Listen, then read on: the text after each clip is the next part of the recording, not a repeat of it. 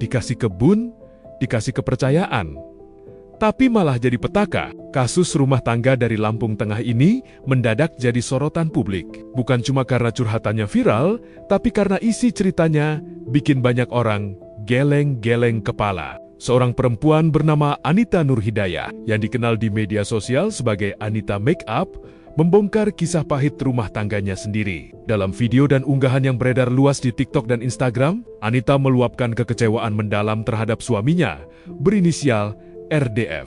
Bukan sekadar konflik biasa. Dalam pengakuannya, ada dugaan pengkhianatan kepercayaan keluarga, sampai masalah aset yang bikin situasi makin panas. Cerita ini bermula dari kepercayaan besar yang diberikan keluarga Anita kepada sang suami. Sejak awal pernikahan, RDF disebut tidak hanya diterima sebagai bagian keluarga, tapi juga diberi tanggung jawab besar. Keluarga bahkan mempercayakan lahan karet dan kebun sawit untuk dikelola sebagai sumber penghidupan.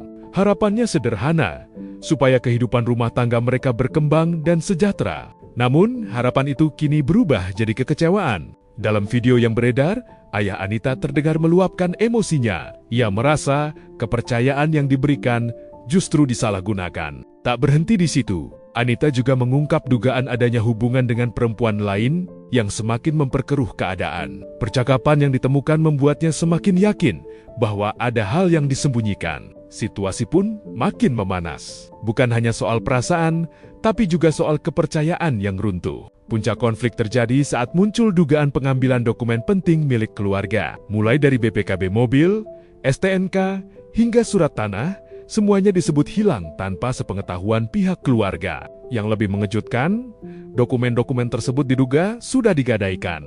Akibatnya, keluarga Anita harus menghadapi konsekuensi yang tidak mereka ketahui sebelumnya. Penagih utang mulai datang, menuntut pembayaran atas pinjaman yang bahkan tidak pernah mereka nikmati. Tekanan ini bukan cuma soal materi, tapi juga mental. Ayah Anita disebut ikut terdampak secara psikologis karena masalah yang terus bergulir. Di tengah situasi yang semakin sulit, Anita pun angkat suara. Ia menegaskan bahwa keluarganya tidak pernah menikmati hasil dari pinjaman tersebut dan meminta agar pihak penagih tidak lagi menghubungi mereka. Ya apa jelaskan percuma jelaskan juga kan.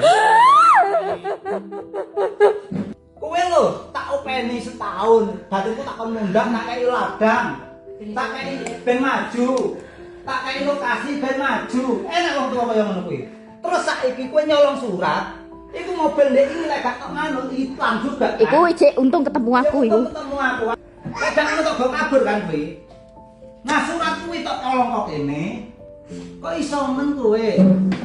Tok colong tok dol. Alasanmu utang nek Pak Demadi nggih 17 juta, nggih utang sapi. Wong tak temoni pisan.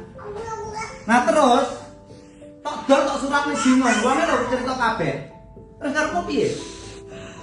Tok gak duit semono kan. Kowe ngerti gak omahku regane piro? Aku ki wis kurang sabar piye yo. Kowe iso tak kasus nek pencurian. Wong tuamu wis mok gawe kere mati-matian, saiki nek wong tuane wong wedokmu mok gawe kere.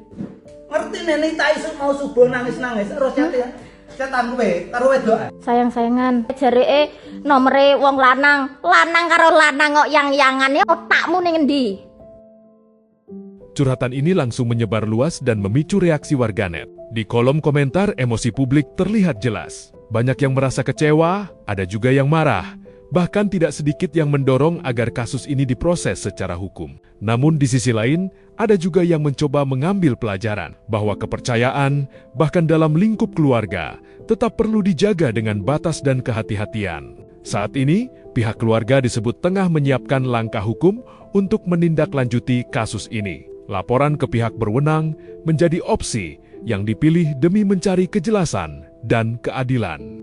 Kasus ini masih terus berkembang dan publik pun menunggu bagaimana kelanjutannya. Satu hal yang pasti, kisah ini jadi pengingat keras bahwa kepercayaan adalah hal yang sangat berharga. Sekali disalahgunakan, dampaknya bisa merambat jauh, bukan hanya ke pasangan, tapi ke seluruh keluarga. Dan di era media sosial seperti sekarang, satu cerita bisa jadi pelajaran untuk banyak orang, bahkan sebelum semuanya benar-benar selesai.